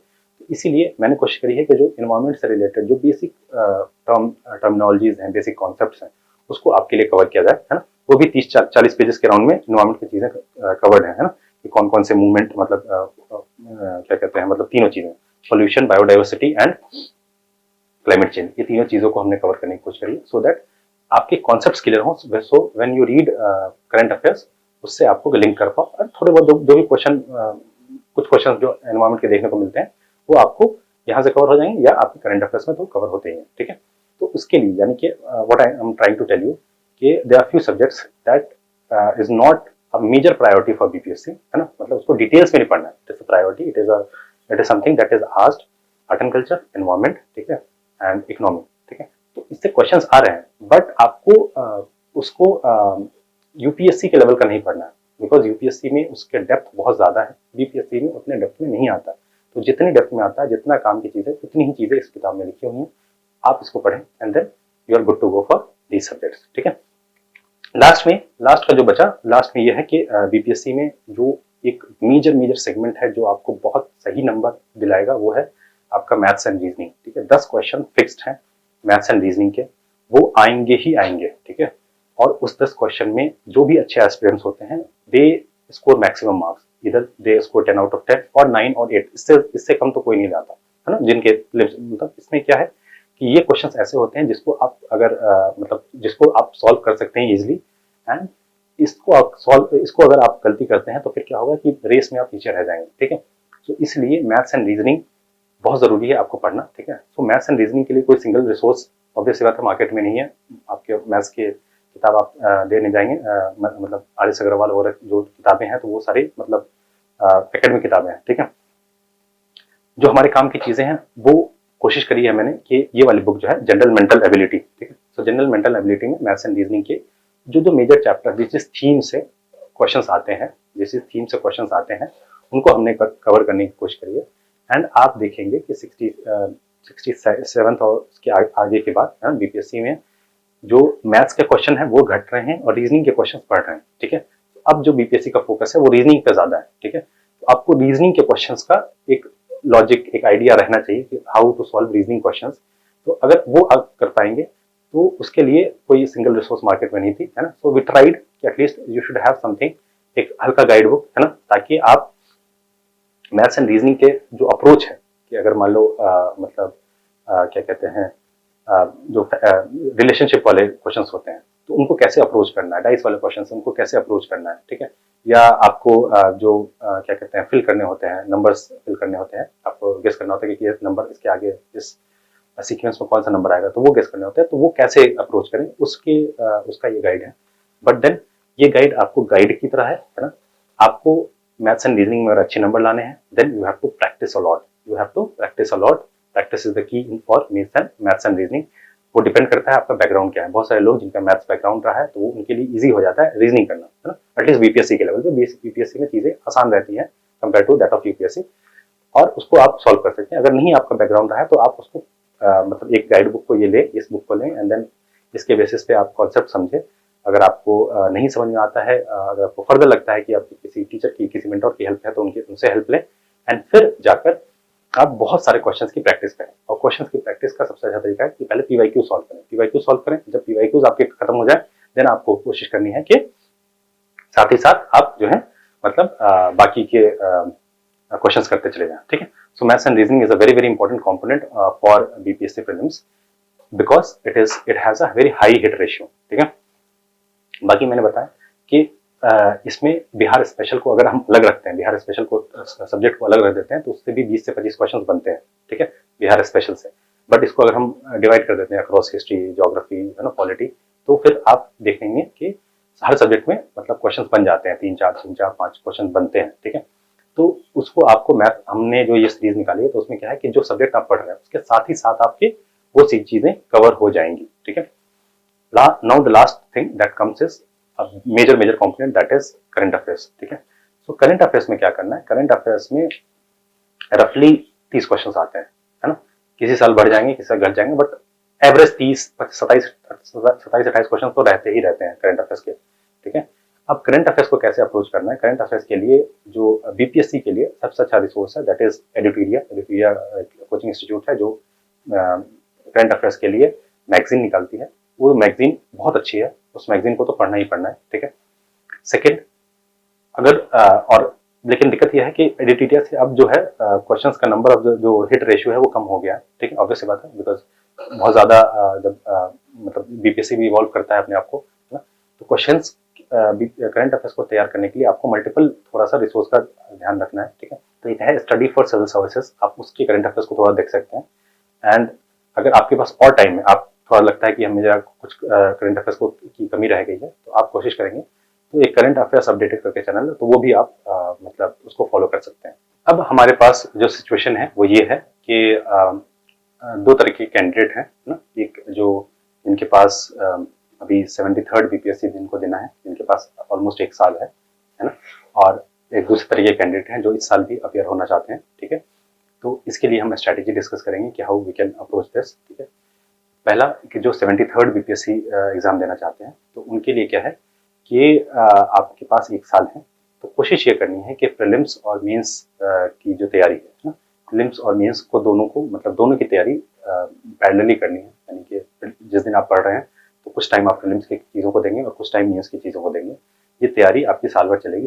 फॉर एग्जाम्पल, अगर आप कोई 2 सब्जेक्ट मतलब प्रीलिम्स के लिए एटलीस्ट 2 सब्जेक्ट आप पिक कर लेंगे, सपोज करें हमने पॉलिटी उठा लिया और साइंस उठा लिया, तो पॉलिटी और साइंस को 2 सब्जेक्ट्स एटलीस्ट पर डे आप पिक करके रखें एंड उस पर जो टाइम डिवाइड करें अपना एंड उसको पढ़ते रहें। फिर जैसे जैसे वो चैप्टर खत्म होता जा रहेगा वैसे टेस्ट लगाते जाएं। ठीक है, देखिए टेस्ट लगाने से एक तो होता है टेस्ट सीरीज। ठीक है, सो टेस्ट सीरीज कई बार क्या होता है, test series year long test series नहीं मिलती है क्वालिटी वाइज। ठीक है, तो अगर आपको सेल्फ एवेल्युएशन करना है तो सेल्फ एवेल्युएशन करना है तो आप ना मतलब इवन चैट जीपीटी का भी यूज कर सकते हैं क्वेश्चंस बनाने के लिए। ठीक है, सो आप जैसे जैसे उसको बोलेंगे कि थोड़े डिफिकल्टी लेवल और बढ़ाओ, तो वैसे क्वेश्चंस आपके सामने आएंगे एंड देन वो सेल्फ प्रैक्टिस के लिए बहुत जरूरी है। आपने एक छोटा सा चैप्टर कंप्लीट किया और आप चाहते हैं कि उसके 10-20 क्वेश्चंस लगाए जाएं, तो आप उसको चैट जीपीटी को बोलेंगे और वो अच्छा क्वेश्चंस बना के देता है ना, अगर आप मतलब उसको सही प्रॉम्प्ट देंगे तो। ठीक है, तो वैसे मतलब चैप्टर वाइज कंप्लीट करते जाएं। जब सब्जेक्ट कंप्लीट हो जाए तो फिर आप कोई भी एक रेप्यूटेड इंस्टीट्यूट का टेस्ट सीरीज लगा दें। ठीक है, एडिटोरिया की टेस्ट सीरीज मुझे अच्छी लगी, मतलब देखने मतलब ऑल्दो आई डिड नॉट मतलब राइट दोस टेस्ट, बट उसकी टेस्ट सीरीज आप मतलब it was closer to what is coming in UPSC in BPSC. Okay, और आपको जो भी अच्छी टेस्ट सीरीज लगे, जो आपको सही लगता है वो आप टेस्ट सीरीज आप लगा सकते हैं। इसके साथ आपको मेंस की तैयारी भी पैरेलली करनी है ना, बट जब 3 महीने बाकी रह जाएंगे आपके प्रीलिम्स में तो आपको एक्सक्लूसिव फोकस प्रीलिम्स पे देना है। ठीक है, फिर प्रीलिम्स की तैयारी जो हमने आज डिस्कस करी, जितने सब्जेक्ट्स डिस्कस करे, तो उस पे तैयारी पे, उसके रिवीजन पे, उसके कंटेंट पे फोकस देना है और चीज़ों को याद करने में, चीज़ों को क्रैम करना है। अगर कुछ कहीं चीज़ें जो टेबल मैंने बताया वो क्रैम करने में आपको टाइम फोकस देना है उन 3 महीनों में। ठीक है, तो ये एक ब्रॉड अप्रोच रहेगा मतलब इसके लिए मतलब जो लोग 73rd बीपीएससी को देना चाहते हैं। ठीक है, अगर कहीं से आप क्लासेस कर रहे हैं, कहीं से किसी टीचर की हेल्प ले रहे हैं, तो कोशिश करनी है कि वो इंटीग्रेट होती रहे, है ना, जो भी आपके रिसोर्स हैं, जो भी आपके नोट्स हैं। अगर ये प्राइम नोट्स को लेते हैं आप, तो प्राइम नोट्स में ही आप कोशिश करें, ठीक है, कि उसको इंटीग्रेट करते चले जाएं। ठीक है, सो दैट आप चीज़ों को एक जगह कंपाइल करते जाएं, एक जगह एक्यूमुलेट करते जाएं, ताकि आपको रिवाइज करने में आसानी हो। ठीक है, दूसरे कोहर्ट ऑफ इसी के अंदर अगर एक साल के अंदर देखेंगे तो एक और कोहर्ट होता है हमारा, जो ऐसे लोग हैं जो यूपीएससी की तैयारी कर रहे हैं एंड वो बीपीएससी को भी देना चाहते हैं, ठीक है। सो वहाँ पे प्रीलिम्स के लिए थोड़ी चीज़ें आसान हो जाती हैं उनके लिए, क्योंकि उन लोगों ने ऑलरेडी बहुत सारी चीज़ें ऑलरेडी कवर कर रखी है, चाहे वो पॉलिटी हो चाहे वो ज्योग्राफी हो, है ना। बट उनके लिए कुछ चीज़ें एडिशनली करनी पड़ती हैं, है ना। जैसे आपको साइंस प्रॉपरली पढ़ना पड़ेगा, जनरल साइंस आता है या फिजिक्स केमिस्ट्री बायोलॉजी आता है, तो आपको वो चीज़ें रिवाइज करनी पड़ेंगी। आपको एक ढंग का रिसोर्स ढूंढना पड़ेगा, है ना। आप बीपीएससी प्राइम आपने देखा कि साइंस को हमने बहुत अच्छे तरीके से कवर किया है, आप इस तरीके के रिसोर्स ले सकते हैं एंड साइंस को अच्छे तरीके से कवर करना है, ठीक है। फिर जो बिहार स्पेशल है, तो बिहार से सी की स्पेसिफिक चीज़ें जहाँ जहाँ आपको आती हैं, चाहे वो पॉलिटी में है, चाहे वो ज्योग्राफी में है या हिस्ट्री में है, वो सारी चीज़ें आपको पता होनी चाहिए, क्योंकि बिहार में उसका रोल ज़्यादा है, ठीक है। प्लस आपके मैथ्स एंड रीजनिंग ये भी आपको थोड़ी बहुत मतलब पीवाईक्यू से आपको प्रैक्टिस करके रखनी है, even if you are appearing for UPSC prelims and all, ठीक है। अगर आपको बीपीएससी पैरेलली देना है तो, ठीक है। तो ये कुछ ऐसे सब्जेक्ट हैं जहाँ पे आपको पैरेलली फोकस रखना है, ताकि आप जब भी आपको जो साइकिल रहेगी अगले साल, इनकी यूपीएससी का प्रीलिम्स और यूपीएससी का मेंस होगा, उसके हिसाब से जैसे भी बीपीएससी की डेट आती है तो उसके अकॉर्डिंग आप अपने आप को शेड्यूल कर पाएँ और टाइम मतलब अलोकेट कर पाएँ, ठीक है। और अब आते हैं आखिर में कि अभी क्योंकि जो 72nd प्रीलिम्स होने वाला है, 77 बीपीएससी होने वाला है, उसका प्रीलिम्स अभी उसमें कुछ 35-40 डेज बचे हैं, ठीक है। तो 35-40 डेज में हमारा क्या अप्रोच होना चाहिए ऐसे स्टूडेंट्स जो इस साल अपियर कर रहे हैं, तो इन 30-35 डेज में ऐसा क्या अप्रोच होना चाहिए, ऐसी क्या चीज़ मैंने करी which allowed me to clear prelims both the times with a very comfortable margin, ठीक है। तो इसमें आपको क्या करना है, इसमें आपको सबसे पहले कोशिश ये करनी है, कोशिश आपको मतलब इसमें 30-35 डेज में करनी है कि आप अब चीज़ों को कंसोलिडेट करना स्टार्ट करें। आपने जो भी सब्जेक्ट्स पढ़े हैं, जहाँ जहाँ जिस रिसोर्स से पढ़ा है, आप कोशिश करें कि उसको नंबर ऑफ मतलब कंटेंट को एक जगह लेकर आएँ, ठीक है। मोटी मोटी बुक्स आप रिवाइज नहीं कर सकते, ठीक है। सो उन बुक्स को कहीं ना कहीं आप अपने नोट्स जो भी आपने नोट्स बनाए हैं उन नोट्स को कंसोलिडेट करें, उनको खत्म करें, उनको मल्टीपल टाइम्स आप रिवाइज करने का टाइम आ गया है, ठीक है। अगर आपको ऐसा लगता है कि मेरे पास अभी भी वैसा कोई कंडेंस्ड फॉर्मेट में नोट नहीं है या ऐसा बन नहीं पाया, then you can very well refer to BPSC prime notes, ठीक है।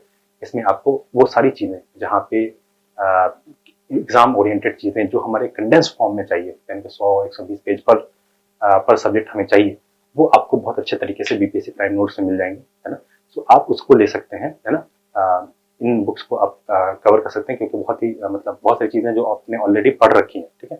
तो ये बुक्स क्या होंगी, ये बुक्स आपकी फाइनल बुक बन जाएंगी, यानी कि ये बुक पढ़ेंगे आप फिर मल्टीपल टाइम्स आप इसको आने वाले 30 दिन में अच्छे तरीके से आप रिवाइज कर सकते हैं, सो दैट फिर जो प्रीलिम्स आने वाला है उसमें आप अपना जो नॉलेज बेस है उसको बहुत कॉन्फिडेंस के साथ आप जाकर एग्जाम में उस कॉन्फिडेंस से जाकर एग्जाम को अटेम्प्ट कर सकें, ठीक है। साथ ही साथ जो बीपीएससी प्राइम नोट्स को आप कैसे हेल्प कर सकता है, बीपीएससी प्राइम नोट्स में जो कंपाइलेशंस दिए हुए हैं, है ना। कंपाइलेशन कई बार ऐसा होगा कि आपने ऑलरेडी साल भर पढ़ा है, बट साल भर पढ़ा है तो हमारा चीज़ें बहुत ही मतलब वो सेग्रीगेटेड नहीं है, बहुत ही इधर उधर फैली हुई हैं, तो उसको कंडेंस करना एक बड़ा चैलेंजिंग हो जाता है एक जनरल एस्पिरेंट के लिए, ठीक है। तो कई बार हमें चीज़ों को आउटसोर्स करना आना चाहिए, ठीक है। तो अगर हमारे पास कोई ऐसा रिसोर्स है जहाँ चीज़ें कंडेंस्ड फॉर्मेट में है, जहाँ चीज़ें लॉजिकल फॉर्मेट में है, तो वो आप उसको रेफर कर सकते हो वेरी वेल। मैं ये नहीं कहूँगा कि आप इसको मतलब क्या कहते हैं मतलब एंड टू एंड पूरा पढ़ जाओ अभी, क्योंकि 30-35 दिन है। आपको इसको ऐसे रिसोर्स को यूज़ करना है ताकि आप सारी चीज़ें जहाँ जहाँ आपको लगता है गैप्स रह गए हैं आपके प्रिपरेशन में, 30-35 दिन में जहाँ जहाँ गैप्स रह गए, उन गैप्स को फिल करिए ऑफिस से, है ना, ताकि आपके नोट्स एक जगह कंपाइल हो, एक जगह सेग्रीगेट हो, एक जगह चीज़ें हैं, ताकि आप मल्टीपल टाइम्स रिवाइज कर सकें। और जो आपके जो भी टेस्ट सीरीज आपने लगाई, उन टेस्ट सीरीज को फिर जब इस नोट्स को पढ़ के आप टेस्ट सीरीज देंगे तो आपको वो कॉन्फिडेंस आएगा, वो लगेगा कि हाँ मैंने ये सारी चीज़ें कवर करी हैं, ठीक है। जो भी आप टेस्ट सीरीज लगा रहे हैं उस पर कॉन्फिडेंस रखें, उसके जो मतलब प्रैक्टिस है, जो भी टेस्ट सीरीज आपने लगाया है उसको आप एनालाइज करना ना भूलें। यूजुअली क्या होता है, हम क्वेश्चंस लगाते लगाते इतने ज़्यादा क्वेश्चन लगाने लगते हैं कि फिर हमने जो गलत किया उसको एनालाइज भी नहीं कर पा रहे। तो बहुत ज़रूरी है कि आप इन 30-35 दिनों में क्वेश्चंस को एनालाइज करें, जो भी गलतियाँ आपने करी हैं उनको एनालाइज करके फिर देखें कि कहाँ पे वो गलती आपको वापस से मतलब रिपीट नहीं करनी है, वो गलतियों से सीखें आप, ठीक है। एंड लास्ट में ये है कि करंट अफेयर्स के लिए भी वही सिमिलर है कि करंट अफेयर्स में एटलीस्ट 2 सोर्स आपके पास होनी चाहिए जिससे आपने करंट अफेयर्स कवर करा हो। एडुटीटिया मैंने बताया कि एक मेजर सोर्स है, famous source which is doing good, अच्छा है मतलब, और एक सोर्स जो भी आपको पसंद है। 2 सोर्स से एटलीस्ट करंट अफेयर्स को कवर करने की कोशिश करें। और लास्ट के दिन में, है ना, लास्ट के दिन में जब हफ्ता भर बचा हो तो हफ्ते भर के बाद, मतलब एटलीस्ट हफ्ता भर जब बचा हो तो आप सब कुछ, अब उसके बाद कोई भी चीज़, नई चीज़ें नहीं पढ़नी है, सिर्फ और सिर्फ रिवाइज करना है। जो भी आपके पास है, जितना भी कंटेंट आपके पास है उसको रिवाइज करना है। एंड देन फाइनल जब एग्जाम की बारी आती है, ठीक है, तो एग्जाम डे पे क्या करना है ये मैं थोड़ा सा एक रफ आइडिया दे देता हूँ। ठीक है, जो प्रीलिम्स का एग्जाम है it is all about confidence, है ना। अगर आप कॉन्फिडेंट नहीं रहेंगे तो कहीं ना कहीं आप पैनिक कर जाएंगे। ठीक है, तो confidence is the key to clear prelims examination. आपको अपनी तैयारी पे भरोसा होना चाहिए। ठीक है, बहुत सारे ऐसे क्वेश्चन आते हैं जो नहीं पता, जो आपको नहीं पता होंगे, जो आप 3 साल 4 साल तैयारी कर लेंगे तब भी नहीं पता होंगे। तो कुछ क्वेश्चन ऐसे होते हैं जो किसी को नहीं पता है ना, या पता भी होंगे तो बहुत कम लोगों को पता होंगे। But these question are not something that is determining your मतलब कट ऑफ, है ना। मतलब क्वेश्चन वो कट ऑफ डिटरमाइन नहीं होता। कट ऑफ आप क्लियर करेंगे या नहीं करेंगे ये डिटरमाइन होता है कि जो आपने स्टैटिक चीजें पढ़ी हैं या जो करंट अफेयर्स में जो चीजें फेमस थी, जो चल रही थी, जो सबको पता थी, वो क्वेश्चंस को आप गलत ना करें। तो आपकी कोशिश ये होनी चाहिए कि हमारा जो परफॉर्मेंस बहुत अच्छा हो on the day of the examination. हमारे पास जितनी भी नॉलेज है उसको हम बहुत अच्छे तरीके से अप्लाई कर पाएं उस 2 घंटे के टाइम मतलब फ्रेम में। ठीक है, प्लस कोशिश ये करनी है कि 150 क्वेश्चंस में आपको कम से कम 3 राउंड आप कवर कर पाए। ठीक है, सो रफली ऐसा रहता है कि अराउंड 70 मिनट्स में आपके हो जाते हैं। मतलब 70 मिनट्स में अगर आप देखेंगे तो 150 क्वेश्चन तक आप पहुंच सकते हैं फर्स्ट राउंड में। और फर्स्ट राउंड में वही क्वेश्चंस लगाने हैं जिसके लिए आप 100% श्योर हो। वो क्वेश्चंस लगाने हैं जो नॉलेज बेस्ड है, जो नॉलेज बेस्ड क्वेश्चंस है, जो आपकी नॉलेज से आ रहा है। वो क्वेश्चन जिसके लिए आप 100% श्योर है तो उसको आप लगाएं। एंड देन फिर बाकी के 40 मिनट्स के अराउंड 35 मिनट्स के अराउंड सेकंड राउंड लगाएं। 35 मिनट्स में क्या करेंगे आप, 35 मिनट्स में फिर वो सेकंड क्वेश्चन, वैसे क्वेश्चन जहाँ पे आपको डाउटफुल रहता है, जहाँ पे दो ऑप्शंस आपने एलिमिनेट कर दिया है, तो उन क्वेश्चंस को अटेम्प्ट करें आप। ठीक है, और लास्ट के 15 मिनट्स में आपको you have to then wind up. जो भी क्वेश्चंस आपके बचे हैं उनको आप कोशिश करें कि उनको कवर करने की मतलब उसको किसी न किसी तरीके से आप सोच कर अटेम्प्ट करें। एक और चीज मैं सजेस्ट करूंगा कि ट्राई टू मतलब attempt maximum number of questions. ठीक है, statistically it is been proven कि इस तरह के एग्जाम में आप जितने ज्यादा क्वेश्चन अटेम्प्ट करेंगे वो ज्यादा फायदेमंद रहता है। ऑब्वियसली बात, this goes only for those people who are मतलब who have good level of preparation. आपके पास आप प्रिपेयर्ड नहीं हो और फिर जाके आप 150 क्वेश्चन लगा दोगे, then it is a disaster. एक अगर आपको लगता है if you are confident about your preparation कि हाँ मैंने ठीक ठाक ट्राई करी है, ठीक ठाक तैयारी है मेरी, then go for maximum number of question. तो वो आपके चांसेस बढ़ा देगा आपको कट ऑफ क्लियर करने के। ठीक है, तो दिस वाज बेसिक थिंग जो मुझे बतानी थी इस पूरे बीपीएससी की तैयारी में, खासकर प्रीलिम्स की तैयारी में। तो प्रीलिम्स के में ये हमारा अप्रोच रहेगा। जिस फॉर्मेट में अगर आपको बीपीएससी प्राइम हेल्प कर सकता है, हमने कोशिश करी है कि आपकी तैयारी को आसान कराया जाए। जो चीज़ें जो हम लोगों ने जब तैयारी करी तो हमें जहाँ रिसोर्सेज की कमी लगी, तो उस रिसोर्सेज उस मैनर में जो हम फॉर्मेट में हम चाहते थे कि ये कंटेंट हमारे पास अवेलेबल हो, नहीं था, उसको हमने उस गैप को फिल करने की कोशिश करी है। आई होप कि ये रिसोर्स आपके लिए यूजफुल साबित हो। जब भी आप एग्जाम देने जाएं तो आपको ये रिसोर्स आपको आपकी तैयारी में को एफिशिएंट बनाए और आपकी तैयारी में हेल्प करे। तो थैंक यू सो मच।